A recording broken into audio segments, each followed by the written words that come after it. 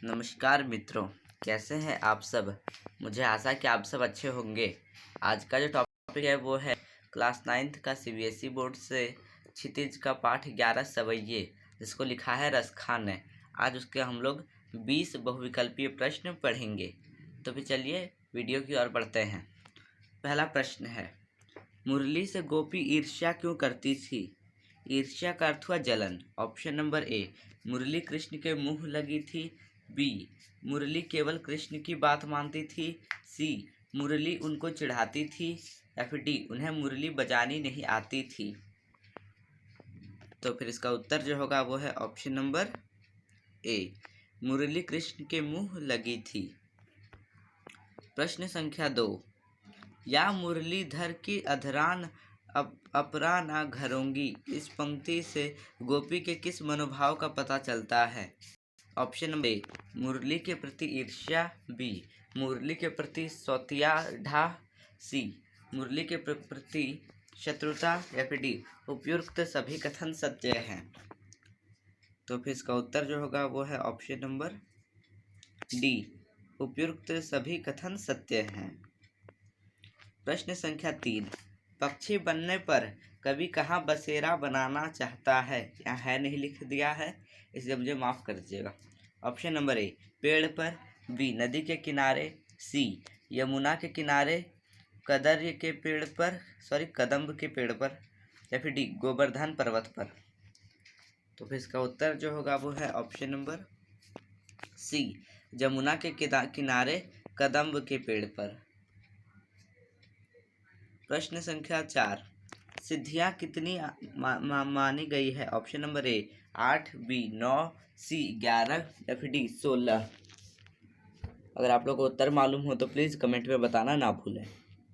तो फिर इसका उत्तर जो होगा वो है ऑप्शन नंबर ए, 8। ठीक है।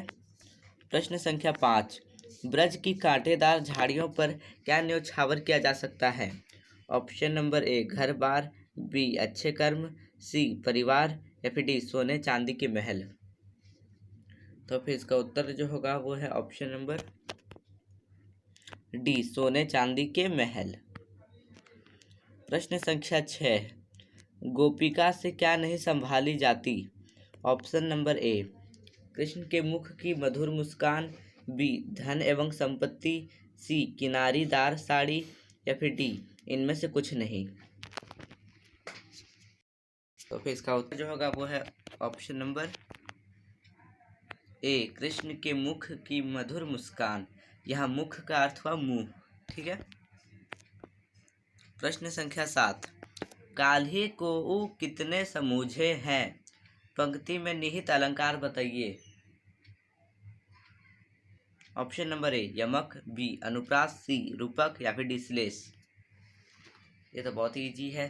तो फिर इसका उत्तर जो होगा वो है ऑप्शन नंबर बी, अनुप्रास अलंकार। प्रश्न संख्या 8, गोपी कृष्ण की मुरली को अपने अधरों से क्यों नहीं लगाना चाहती। ऑप्शन नंबर ए, मुरली गंदी है। बी, मुरली बजने लायक नहीं है। सी, यह मुरली को अपनी सीत समझती है। या फिर डी, उसे मुरली बजाना ही नहीं आता। तो फिर इसका उत्तर जो होगा वो है ऑप्शन नंबर मुरली को अपनी सीत समझती है। यहाँ सीत का अर्थ हुआ सौतन। प्रश्न संख्या 9, सखी के कहने पर गोपी क्या क्या स्वांग भरती है। यहाँ है भी, मैं नहीं लिख पाया, माफ करिएगा इसके लिए। ऑप्शन नंबर ए, वह श्री कृष्ण जैसे कपड़े पहनती है। बी, वह सिर पर मोर का पंख लगाती है। सी, गले में पूंज की माला पहनती है। या फिर डी, उपयुक्त सभी कथन सत्य हैं।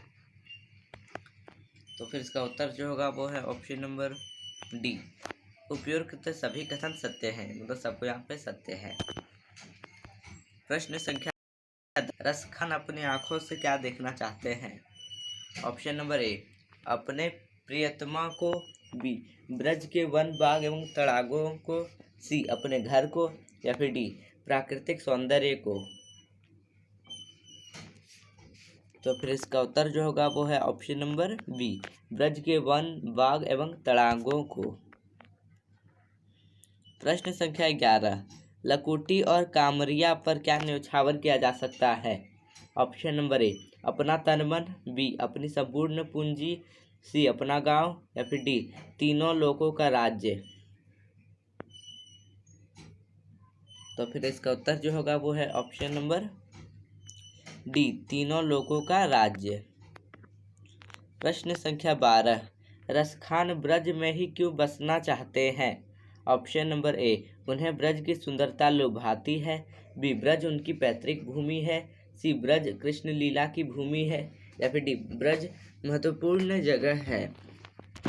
तो फिर इसका उत्तर जो होगा वो है option number C Braj Krishna लीला की भूमि है। प्रश्न संख्या 13, रसखान की कविता का मूल भाव क्या है? ऑप्शन नंबर ए श्रृंगार, बी समाज कल्याण, सी भक्ति, या फिर डी आडंबर का विरोध करना। तो फिर इसका उत्तर जो होगा वो है ऑप्शन नंबर सी भक्ति। ठीक है, अब कृष्ण लीला से वो बात करेंगे तो भक्ति ही होगा ना। प्रश्न संख्या 14, निम्नलिखित में से कौन सी रचना रसखान की नहीं है? फिर मुझसे गलती हो गई, या रत खान ने लिख दिया है।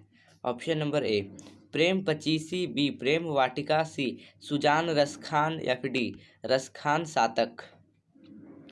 उत्तर जो होगा वो है ऑप्शन नंबर ए प्रेम पचीसी। प्रश्न संख्या 15, रसखान का जन्म एक पठान परिवार में कब हुआ? ऑप्शन नंबर ए सन 1526 में हुआ, बी सन 1962 में हुआ, सी 1588 में हुआ, या फिर डी 1548 में हुआ। तो फिर इसका उत्तर जो होगा वो है ऑप्शन नंबर डी सन 1948 में हुआ।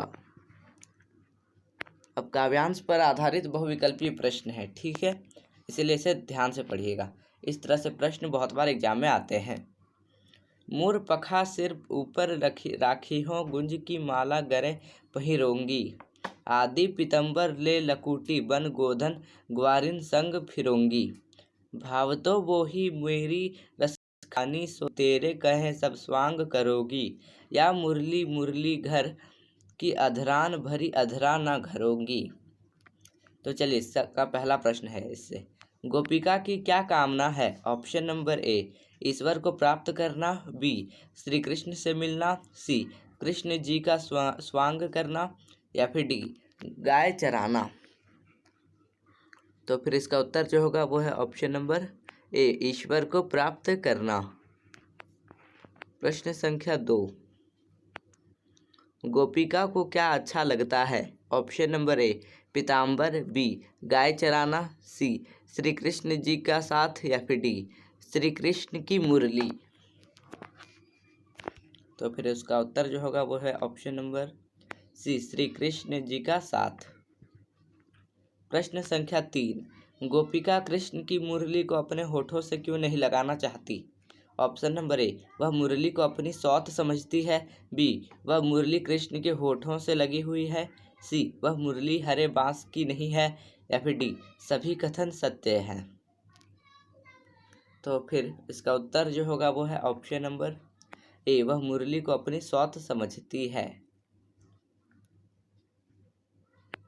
प्रश्न संख्या 4, अंतिम पंक्ति में कौन सा अलंकार है? ऑप्शन नंबर ए रूपक, बी श्लेष, सी उत्प्रेक्षा, या फिर डी यमक। अगर आप लोग को ये देखना प्रश्न तो देख लीजिए, या मुरली मूर्ति घर की अधारन भरी अधरा ना धरोंगी।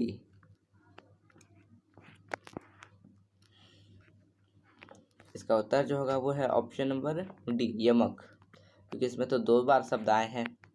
प्रश्न संख्या 5, मूर्ति घर में कौन सा समास है? ऑप्शन नंबर ए तत्पुरुष समास, बी अव्ययी भाव समास, सी बहुविरही समास, या फिर डी बंद समास। इसका उत्तर जो होगा वो है ऑप्शन नंबर सी बहुविरही समास। ठीक है फ्रेंड्स, अगर आप लोग को ये वीडियो अच्छा लगा तो प्लीज़ मेरे वीडियो को लाइक एवं ज़्यादा से ज़्यादा शेयर करें। अगर आपने अभी तक मेरे चैनल को सब्सक्राइब नहीं किया है तो प्लीज़ मेरे चैनल को भी सब्सक्राइब कर दें। ठीक है, मिलते हैं अगली वीडियो में।